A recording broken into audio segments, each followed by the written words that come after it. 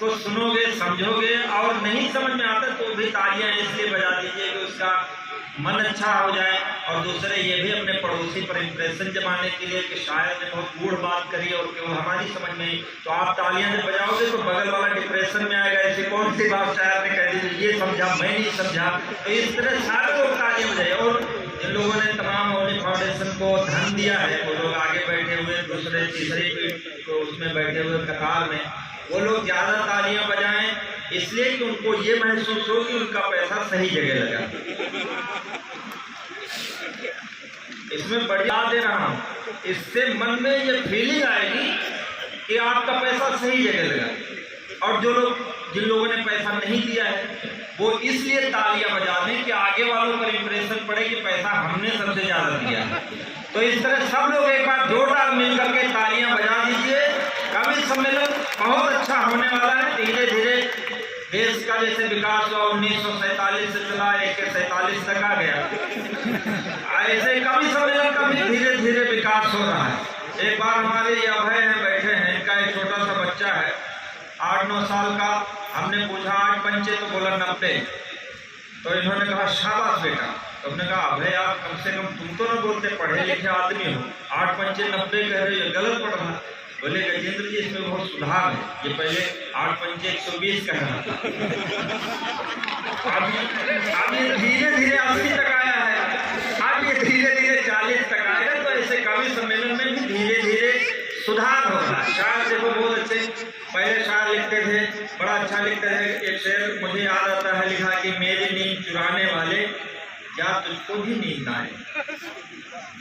इसे नाजुक क्या तुझको भी, इतना छोटी सी बात क्या तुझको भी नींद ना आए। अब उसको आई नहीं आई देखने नहीं गया शायद, पर ये कल्पना करता है। लेकिन आज का शायर जागरूक शायर है नहीं, अपने योगी बाबा की तरह। मेरी नींद चुराने वाले तेरी नींद हराम करूंगा। तो वो समझने के लिए है, आपको कहाँ समझ रहे हो। हम कहें कुछ और रहे, समझ कुछ और आप रहे। मेरी नींद चुराने वाले तेरी नींद हराम करूंगा, और या तो मुझसे प्यार रचा ले या तुझको बदनाम करूंगा। पहले का एक बड़े नाजुक शायर थे, मुझे नाम नहीं याद उनका, उन्होंने लिखा मृत्यु पर बड़ा अच्छा शेर लिखा कि उम्र भर पैदल चले कंधे से पहुंचे घाट तक, चंद कदमों के लिए एहसान दुनिया का दिया। इतना प्यारा शेर लिखा। आज का शायर उसी को लिखता है, जिंदगी भर मेरा कुछ न बिगाड़ पाया कोई, और मरे भी तो 4 पर सवार होकर निकले। फीलिंग है, बस अनुभव है, बातें सब वही हैं। हमारे ये अभय निर्भीक हैं, वीररस की कविताएं लिखते हैं। वीररस कविता का प्राण तत्व है। हिंदी कविता की शुरुआत ही वीररस से हुई। 1000 ईस्वी के आसपास तमाम कवि हुए। जगनी परमान रासो लिखा, पृथ्वीराज रासो लिखा, चंद्र बरदाई ने। हिंदी कविता बाद में भूषण ने रीत काल में कविताएं लिखी। वो परंपरा चलते हुए आज अभय निर्भीक तक आई है। अम्बेडकर नगर का ये उठा हुआ स्वर जो पूरी दुनिया में अचानक से छाया है। लाल किले से उन्होंने हिंदी कविताएं पढ़ी है। हो गई है पीर, दुष्यंत जी लिखते हो गई है पीर, पर्वत की पिघलनी चाहिए, अब हिमालय से कोई गंगा निकलनी चाहिए। और मेरे दिल में ना सही, तेरे दिल में ना सही तो मेरे दिल में ही सही, मेरे दिल में ना सही तो तेरे दिल में ही सही। हो कहीं भी आग लेकिन आग जलनी चाहिए।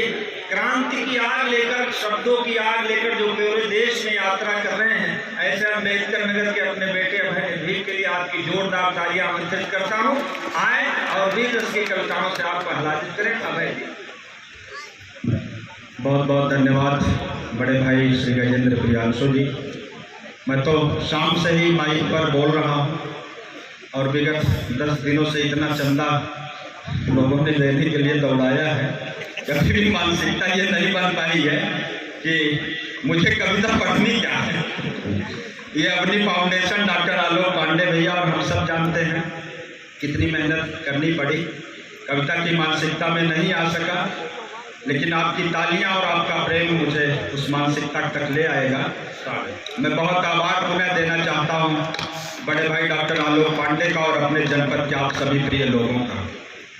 आप लोग निश्चित तौर पर जिस तरह से कवि सम्मेलन के प्रति, मुशायरे के प्रति समर्पित रहते हैं, और तत्पर होकर आगे आते हैं, मैं आप सबको विशेष प्रणाम करता हूं और उम्मीद करता हूं कि इसी तरह आप सब अपना सहयोग और प्रेम बनाए रखेंगे। हालांकि इस बार मुझे थोड़ा कष्ट भी हुआ, ये कोई और इसी तरह ये कार्यक्रम होता रहेगा, इसकी उम्मीद करता हूं आप सबका प्रेम और आशीर्वाद बना रहेगा। आभार व्यक्त करता हूं हमारे बीच भारतीय जनता पार्टी के यहाँ मेरे बहुत ही प्रिय बड़े भाई जनपद के महामंत्री एडवोकेट विनय पांडे जी उपस्थित हैं, जिनका मुझे हमेशा संबल और प्रेम मिलता रहता है, मेरे साथ कम नहीं होगा। अवनी फाउंडेशन के साथ मेरी तमाम कविताएं सब लोग अवनी फाउंडेशन के निवेदन पर, मैं क्या पढ़ूं कहां से पढ़ूं समझ में नहीं आ रहा है, लेकिन तमाम कविताएं आप सुन चुके हैं, मैं वो पुरानी सब छोड़ता हूं। कुछ एक विशेष कविता के लिए मुझे आदेशित किया गया, सोशल मीडिया पर भी कहा गया है, आप अनुमति दें तो मैं भारत दर्शन से सीधे सीधे शुरुआत करता हूं। श्रद्धेय संतोषानंद जी की गरिमामयी उपस्थिति है, उनके छत्र छाया में हम सब कवि यहाँ